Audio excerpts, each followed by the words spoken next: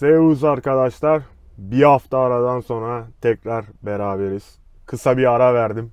Geçen hafta havalar çok sıcaktı. Video çekmeye enerjim kalmadı. Almanya'da aktif olarak tır şoförlüğü yapıyorum. Beni takip edenler bilir.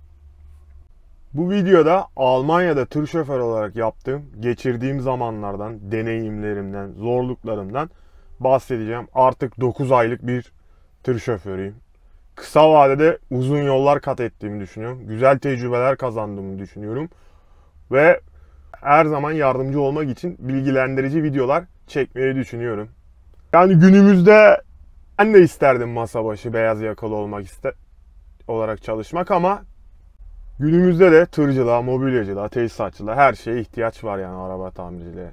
Burada da bu mesleği sizlere güzel ve kötü yanlarını tanıtmaya çalışıyorum. Yapmayı düşünenler için. Şimdi arkadaşlar benim tır değişti. 2019 model Scania S450 aldım.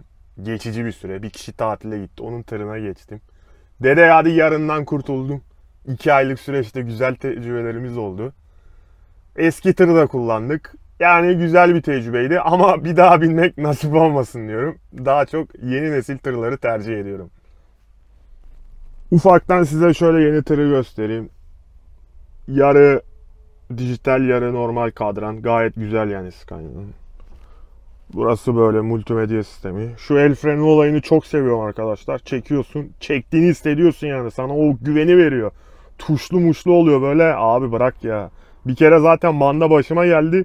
Tuşa bastım zannediyorum. İndim. Dorseyi taktım. Dorsenin el frenini bir indirdim. Baktım tır gidiyor, sonra lak geri çektim dorsenin frenini, öyle işte. Bu olacak abi. Mühendislere sesleniyorum, bunu kaldırmayın aga. Bu güven veriyor. Sesi duyacaksın yani. Bu şekilde. Yine üst dolaplar var, buralar dolu. Üst yatak var yine, orada benim eşyalarım var. Burası yatak, burası böyle işte. Burada yine buzdolabı. Şöyle saklama gözü falan diye gidiyor. Klasik Scania işte. Özlemişim ama Scania. Güzel yani. Şu kısmını çok seviyorum özellikle yani böyle. Bunun avantajı bir de yüksekte olduğunda hissediyorsun. Yani midilli ama yüksek yapmışlar yani. Çok güzel o yüzden. O yüzden çok sevdim bu S serisini. Hani alçakta olduğunu hissetmiyorum. Normal tır gibi yani gerçekten. Şimdi size ufaktan dışarısını da göstereyim. Sonra artık konuya giriş yapayım ve size bilgilendirici videomu anlatayım yani. Önden de bu şekil arkadaşlar. 2019. LED farlı değil ama gündüz farları var. Sarı ampulle. Şöyle yana doğru gidelim. Şurada önceki Kore'den kalma bir hasar var. Çıtır hasarlı. Dosta gider bu arada.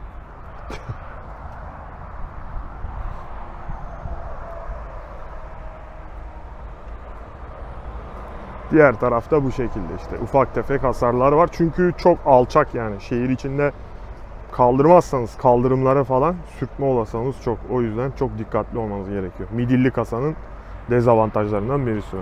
Diğeri de klasik dorse. Evet arkadaşlar, yeni tırı da gösterdim. Tır bu arada 650 bin kilometrede. Yani 2019 model, gayet normal. Neyse, tır mevzusunu kapatalım. Eğer hazırsanız konuya başlayalım arkadaşlar artık. Bir çalıştıralım aracımızı.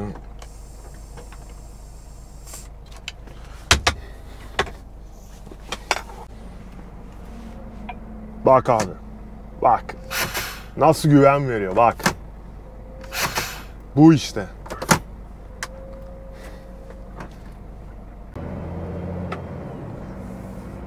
Kısa rotamdan bahsedeyim. 7 numaradayım. Duisburg'dan çıktım. Kassel'e doğru gidiyorum. Almanya'nın en belalı otobanındayım. Ama bu sefer yüküm neredeyse hiç yok yani. Bir teker var. 2 tane boş kasa tahta var. Onlar teslim edilecek. O yüzden çok rahat bir yolculuk beni bekliyor.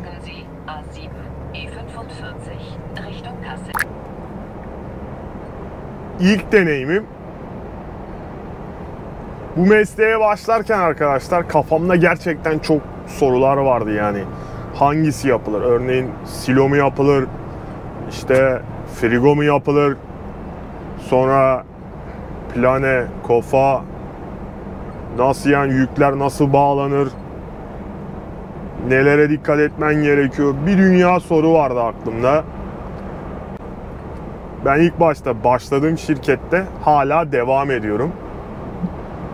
Yani 9 aylık süreçte birçok yük taşıdım değişik. Market yükü, demir yükü.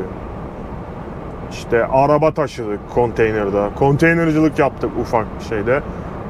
Yani diğer kolegalardan, tecrübelilerden bayağı bir deneyim kazandım yani. Kendimde üstüne düşerek bir şeyler kattığımı ve başarılı bir şekilde sürücü olduğumu düşünüyorum yani. Kurallara uyarak, saatleri tamamlayarak yani. Birçok soru oluyor. Hele özellikle ilk defa tır navisi kullanıyorsunuz. İşte binek araba gibi değil. Yanlış yaptığınızda dönme şansınız olanı çok az. İlk başlar zordu. Yalan yok. Ama şu an gayet rahatım. Rahat bir şekilde de sürüyorum yani. Yani ilk mesela tek başıma çıktım. Naviye adresi giriyorsun. Gidiyorsun. Tamam ama bazen Navi de sapıtabiliyor. Kontrol etmen gerekiyor. Tabelaları iyi okuman gerekiyor. O yüzden başlar zor arkadaşlar. Ama başladıktan sonra zamanla sabrederseniz 3 ay içinde ya da 1 ay içinde ama en kötü 3 ay içinde gerekli kabiliyeti kapıp yolunuza rahat bir şekilde devam ediyorsunuz yani. İlk deneyimler zordur. Sabredin. Sabrettikten sonra gayet akıcı bir şekilde tır kullanacaksınız yani. Emin olun yani. Normal otomobilden daha kolay yani kullanmak. Almanya'dan bahsediyorum yani. Yani Almanya'da yollar, trafik, teslimat olayları düzenli ve disiplinli yani. Az çok adrese varıp varamayacağını anlıyorsun. Eğer trafik olursa, şta olursa şirkete bildiriyorsun zaten. Senin onda yapabileceğin hiçbir şey yok yani. O yüzden ben bu mesleği burada yapmayı seviyorum gerçekten.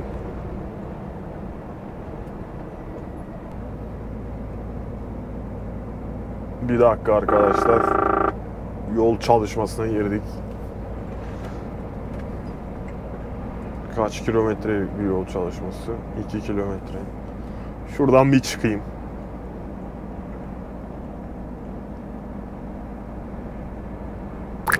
Tır şoförlüğün günlük hayatı. Bu arkadaşlar yani eve gitmeli çalışsanız bile hafta içi pek bir şey yapamazsınız yani. Ona göre uyumanız gerekiyor erken. Ona göre erken kalkıyorsunuz. Yani ben son 2 aydır 4 gün tırda kalıyorum. Bazen mesai oluyor, 5 oluyor. O yüzden kendi üzerimden konuşacağım. Yani hafta içi her sabah tırda kalkıyorum, tırda yatıyorum yani. Normal saatlerde başlıyorum. Sabah saat 6'da kontak başlatıyorum. İşte bazen öğlen 3-4'te bitiyor. Bazen 6'yı da buluyor, 5'i de buluyor yani. Duruma göre. Yükleme alanların hızına göre değişiyor yani mevzular.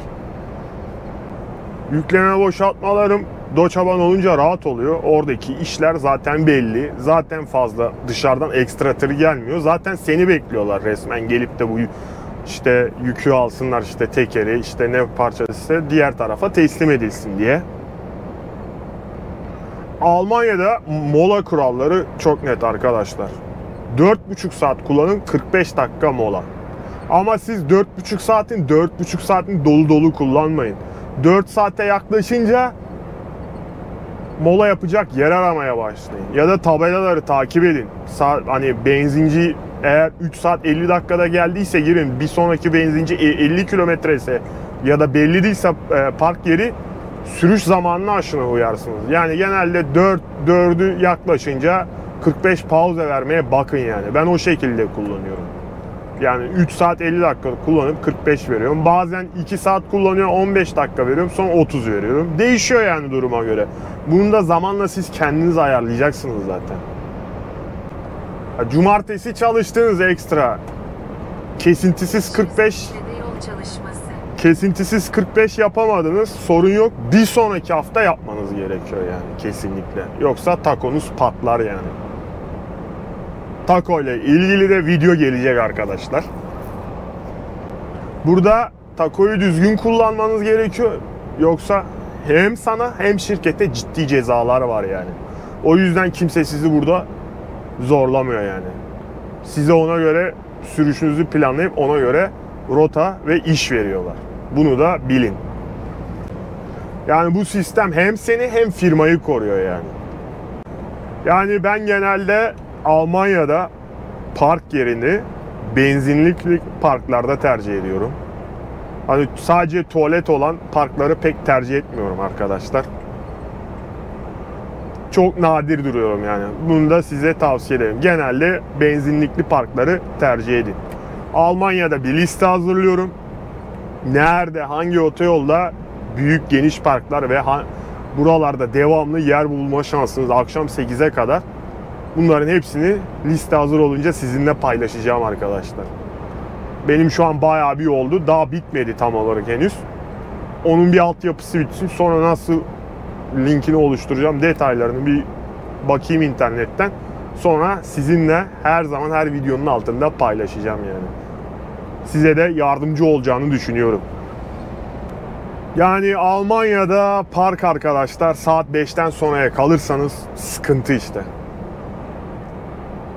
Benim kaldığım oluyor 6-7'ye. O yüzden böyle bir liste hazırladım. Yani burada park bulmak saat 5'ten sonra savaş gibi gerçekten resmen. Polonyalılardan bize yer kalmıyor kendi ülkemizde yani. Buradaki Polonyalı'daki tırcılara arkadaş isyan ediyorum. Karşıdan bizden biri gidiyor. Buradaki Polonya'daki meslektaşlarımıza isyan ediyorum yani gerçekten. Adamlar her yerde gerçekten. Akşamları park alanında yalnızsınız arkadaşlar. Yalnızlığa alışmanız gerekiyor. Yani akşam olduğunda işte eşini, dostunu arayabilirsin. Bu öyle geçiyor yani. Yemek yaparsın, yemeğini yersin, bulaşını yıkarsın. Sonra belki bir film izlersin. Sonra zaten uyursun. Ben bu şekilde yani. Biraz yalnızlığa alışmanız gerekiyor yani. Bunu da bilin yani. Tırcı adam yalnız adamdır.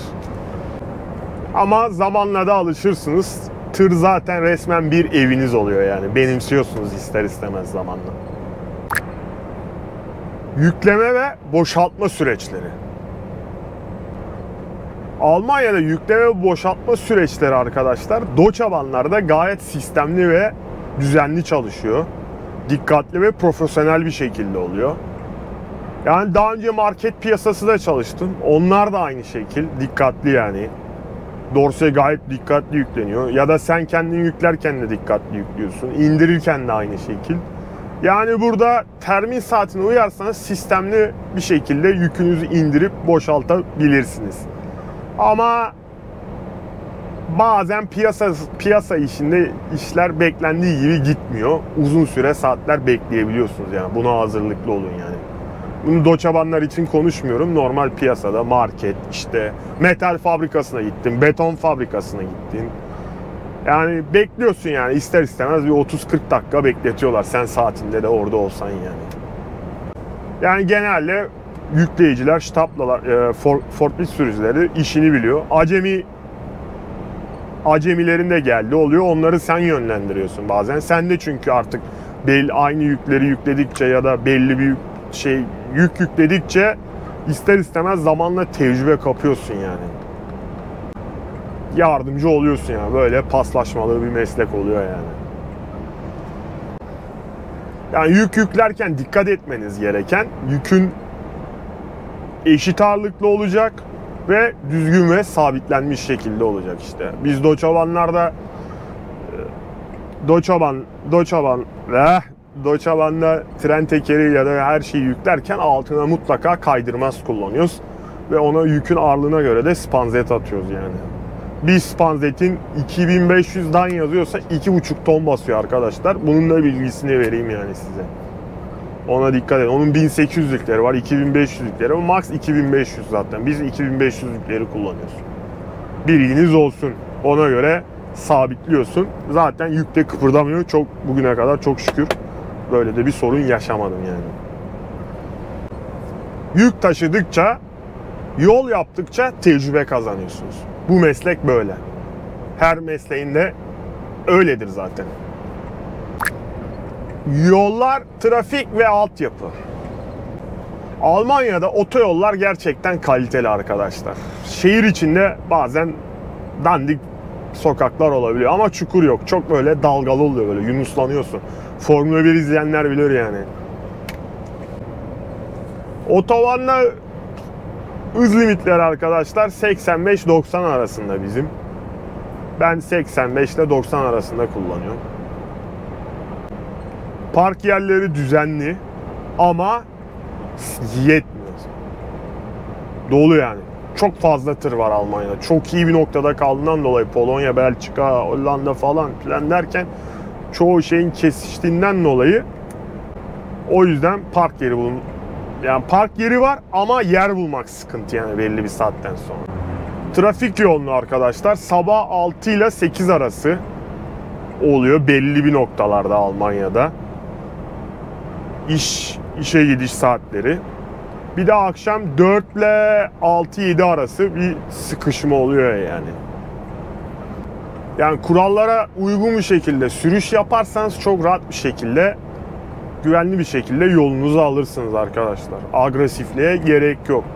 Almanya'da bir de en çok hani benim şu ana kadar tecrübelerim 9 aylık tecrübede yaşadığım gördüm. En sıkıntılı ağır yük varsa 7 numara Würzburg Kassel arası. Onu böyle ben sağ sol köşeye eklerim, böyle bir kırmızı çizgiyle size gösteririm. Sonra bu 2 numara 1 numara bu Essen Dortmund tarafın kesiştiği alan var. Oralar yol çalışması var. Bir de çok yoğun arkadaşlar. Bir sürü büyük şehir birbirine yakın. Sonra 7 numaradan Neumünster'e giderken Hamburg muydu? Hannover miydi? Hamburg'un orada bir yol çalışması var. Orası lanet. Oraya girdin mi bir daha zor çıkarsın gerçekten. Alternatifte çok dolanman gerekiyor. Aklımda kalan. Sonra 5 numara var. Karlsruhe ile ta İsviçre sınırına olan kesim. Orası çok potansiyelli bir trafik kazası noktası gerçekten. Binek arabalarda ya ehliyet yok ya da yeni ehliyet almış hemen kendini otobana atıyor. Oradan hemen devam edelim. 6 numara. 6 numaradan Nürnberg arası. Yol çalışması. Kaza olma yüksek olur. Çok yüksek. Çok dengesiz şoför var orada da. Sonra bu Forchheim ya da Forchheim, Stuttgart, Böblingen arası. Oralar inanılmaz çok şey.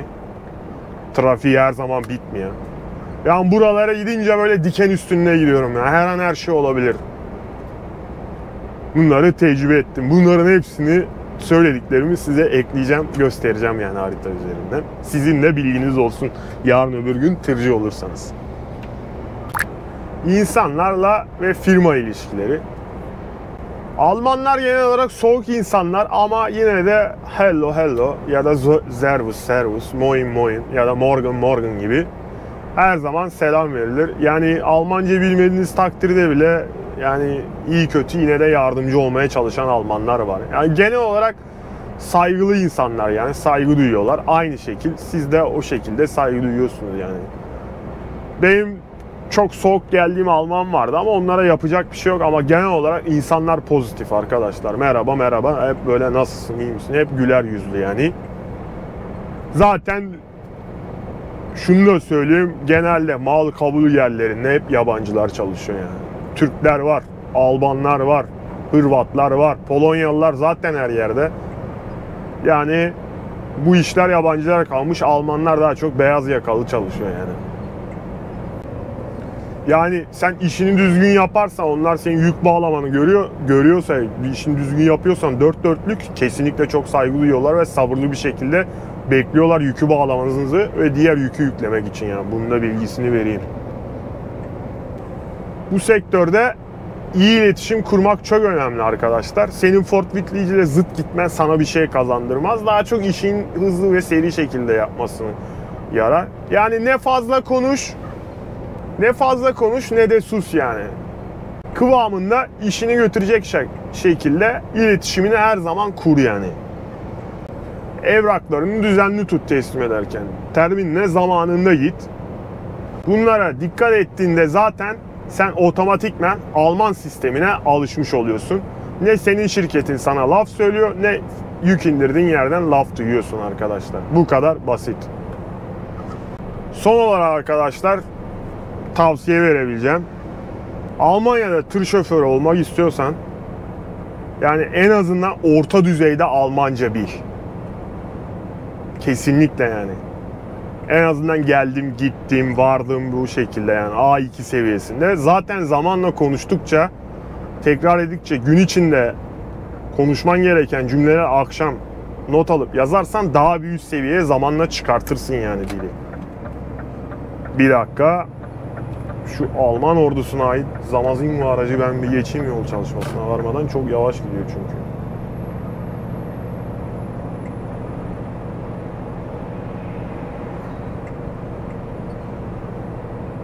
Yol çalışması. Sabırlı ol. Buradaki sisteme adapte olmaya bak. Türkiye'deki sistemi unut.